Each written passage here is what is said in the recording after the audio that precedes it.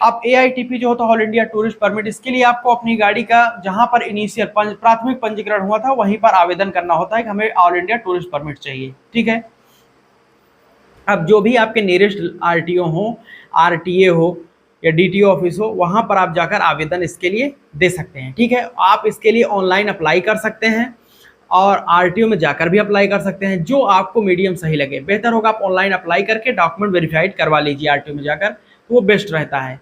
ठीक है, तो यहाँ पर आपको ऑनलाइन अप्लाई करने के लिए पूरा मैं आपको बता देता हूं कि कैसे करना है। इसके लिए मैं आपको डायरेक्ट एक लिंक दे रहा हूं जो कि आपको भारत सरकार के ऑफिशियल वेबसाइट पर ले जाएगा, डिस्क्रिप्शन लिंक में दे रहा हूं, वहां जाकर आप क्लिक करेंगे तो आप डायरेक्ट इस वेबसाइट पर आ जाएंगे, जो कि आपको मैं स्क्रीन पर दिखा देता हूं।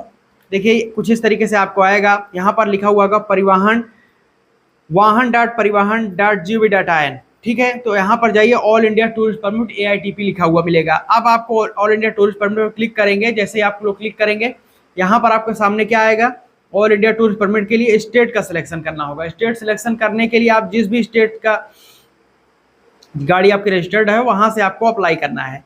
जैसा कि मैं यहाँ पर यूपी सेलेक्ट कर ले रहा हूँ, तो यूपी से या फिर आप उत्तराखंड से जहाँ से भी हैं उस राज्य की ऑफिशियल वेबसाइट पर आपको भेज दिया जाता है। वहाँ पर आप जाएंगे, उसके बाद में आपको देखिए कई सारे ऑप्शन मिलेंगे। ऊपर अथराइजेशन लिखा हुआ होगा, AITP परमिट कितने जारी हुए, कितने अथराइज्ड हैं, और सारी चीज़ें आपको यहाँ पर लिखी हुई मिल जाएंगी। देखिए अब यहाँ पर लिखा हुआ apply for AITP authorisation permit, यहीं पर आपको आवेदन करना पड़ता है क्लिक करके। ठीक है, और उसके बाद आपको ऑनलाइन पेमेंट या यहीं से आप प्रिंट कर सकते हैं अपना परमिट। ये सारी चीज़ें आपको यहाँ पर, या फीस रिसिप्ट आपने भुगतान कर दी तो वो भी डाउनलोड इधर ही से कर सकते हैं। तो इसके लिए आपको ऑनलाइन अप्लाई पर क्लिक करना है, क्लिक हियर पर जैसे आप लोग क्लिक करेंगे तो आप देखेंगे आपके, मैं आपको स्क्रीन पर दिखा दे रहा हूँ, AITP के लिए आपको रजिस्ट्रेशन नंबर, गाड़ी का चेसिस नंबर लास्ट का 5 डिजिट और वेरिफिकेशन कोड इंटर करके गेट डिटेल्स पर क्लिक करेंगे। गेट डिटेल्स पर क्लिक करें, आपकी गाड़ी की पूरी डिटेल आ जाएगी, वहीं से आप लोग ऑनलाइन अप्लाई कर सकते हैं। ये है तरीका ऑनलाइन अप्लाई करने का। ठीक है, अब दस्तावेज सबसे मेन होता है, डॉक्यूमेंट कौन कौन से आपको देने हैं वो चीज़ चलिए बता देता हूँ। तो सबसे मुख्य महत्वपूर्ण दस्तावेज क्या है, गाड़ी का इंश्योरेंस पेपर। गाड़ी इंश्योरेंस नहीं होगी तो आप लोग आवेदन नहीं कर सकते हैं। ठीक है, उसके बाद आपकी गाड़ी की RC भी होना अति आवश्यक है, ओरिजिनल RC आपके पास होना अति आवश्यक है, तो RC भी होना चाहिए। 2 डॉक्यूमेंट ये हो गए। तीसरा आपकी गाड़ी का PUC पोल्यूशन पेपर होना अति आवश्यक है। ठीक है, चौथा है आपका फिटनेस सर्टिफिकेट। फिटनेस सर्टिफिकेट गाड़ी का होना बहुत ही आवश्यक होता है, क्योंकि यह कमर्शियल गाड़ियों का बनाया जाता है, पीली नंबर प्लेट गाड़ियों का। ठीक है, तो फिटनेस होना चाहिए। उसके बाद टैक्स पेमेंट रिसिप्ट, जितना भी आपको टैक्स वगैरह आपकी गाड़ी पर हो उसमें आपने सब पेड किया है वो आपको रिसिप्ट शो करनी होगी। और टोल अनपेड यूजर फीस, कोई टोल वगैरह आपने अगर भविष्य में नहीं दिया होगा तो वो चीज़ें आपको देना पड़ेगा अब इधर आके, तभी आपका AITP बनाया जाएगा। ठीक है, ये हो गई बात। 6 दस्तावेज मैंने आपको बता दिए। उसके बाद होता है ग्रांट ऑफ परमिट, जो कि विदिन 7 डेज आपको सबमिट करना है। तो इसमें एड्रेस प्रूफ रिक्वायर्ड होता है, एड्रेस प्रूफ देना है, जिसमें आप आधार कार्ड दे सकते हैं, कारपोरेट आइडेंटिफिकेशन नंबर देंगे आप लोग, या GST नंबर, ये आपको देना पड़ता है। ठीक है, तो ग्रांट ऑफ परमिट के लिए ये आपको सबमिट करना है। ठीक है, अब मैंने आपको डॉक्यूमेंट बता दिया। अब फीस कितनी आपको देनी पड़ती है ऑल इंडिया टूरिस्ट परमिट के लिए, तो ये चीज़ें डिपेंड करती हैं आपकी गाड़ी के ऊपर, कितनी सीट की क्षमता है आपकी गाड़ी, उसी हिसाब से आपको फीस देना पड़ता है। तो फीस में अगर मैं बात करूं तो अगर आपकी गाड़ी की सीट 5 सीट से कम है, गाड़ी आपकी हैचबैक कैटेगरी की है, तो वार्षिक शुल्क 20,000 और तिमाही शुल्क 6,000 रुपये आपको देना पड़ेगा। दूसरे कंडीशन में यदि आपकी गाड़ी 5 सीट से 10 सीट के बीच में है तो आपको SUV, MUV या वैन है गाड़ी की श्रेणी, तो 30,000 रुपये वार्षिक शुल्क आपको देना पड़ेगा, और 9,000 रुपये यदि आप लोग तिमाही देते हैं तो आपको तिमाही 3 महीने का परमिट बनवाते हैं तो 9,000 रुपये देना पड़ेगा। थर्ड, यदि आपकी गाड़ी की सीट क्षमता 10 से 23 सीट के बीच में है तो आपको यह मिनी बस या विंगर कैटेगरी की गाड़ी आपकी आएगी श्रेणी में, तो यहाँ पर वार्षिक शुल्क 80,000 और तिमाही अगर आप परमिट लेते हैं तो 24,000 रुपये हर तिमाही में आपको देना पड़ेगा परमिट के लिए। तो वार्षिक वाला में आपको बहुत फायदा हो जाएगा। आखिरी ये है कि यदि आपकी गाड़ी की सीट या क्षमता 23 सीट से अधिक है, तो ऐसी स्थिति में आपकी गाड़ी जो है वो लग्जरी बस की कैटेगरी में आ जाएगी। और यहाँ पर आपको जो फीस देनी है वो 3 लाख रुपए वार्षिक देना है, या फिर आप 90,000 रुपए तिमाही देंगे।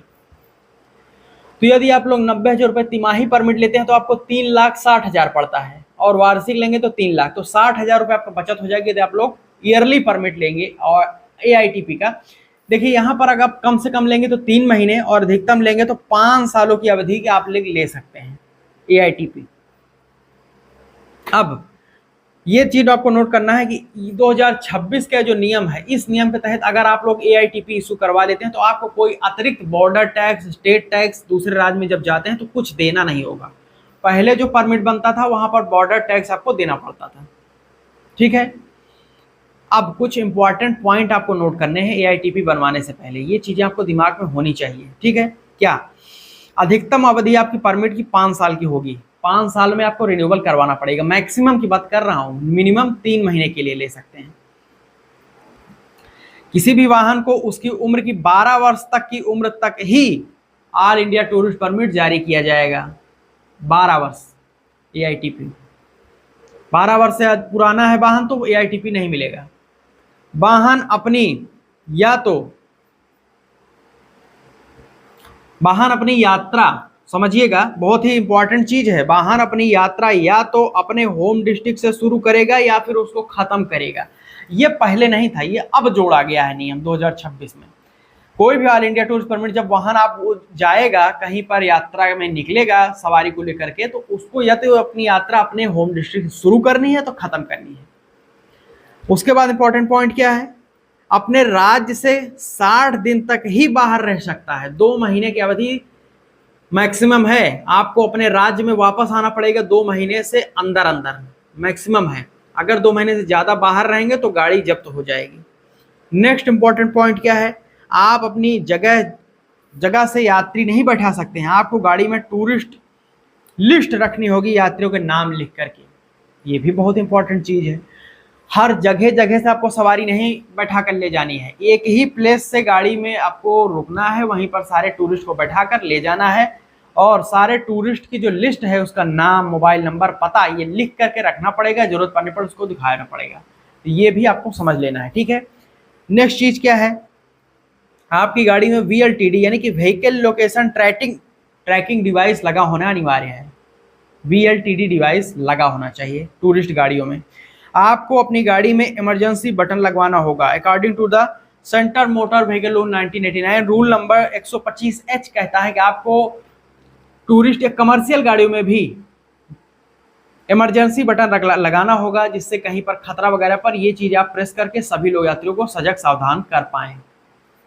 नेक्स्ट पॉइंट क्या है, आपकी गाड़ी में यदि कोई चालान पेंडिंग है तो उसको क्लियर कर देना है, रास्ते में ही उसको भर दीजिए। अगर कोई चालान है तो चालान लेकर के साथ गाड़ी आप नहीं चला सकते हैं AITP के लिए। ठीक है, नेक्स्ट, आप अपने परमिट को ट्रांसफर कब कैसे कर सकते हैं कि नहीं, आप अपनी मर्जी से टूरिस्ट परमिट किसी को ट्रांसफर नहीं कर सकते हैं। पहली चीज, यदि वाहन मालिक की मृत्यु हो जाती है तो टूरिस्ट परमिट जिसके नाम से जारी है तो उसका उत्तराधिकारी उस गाड़ी को चला सकता है। ठीक है, अब बिना RTA या स्टेट डिपार्टमेंट के अनुमति के बगैर आप अपनी गाड़ी चेंज नहीं कर सकते हैं।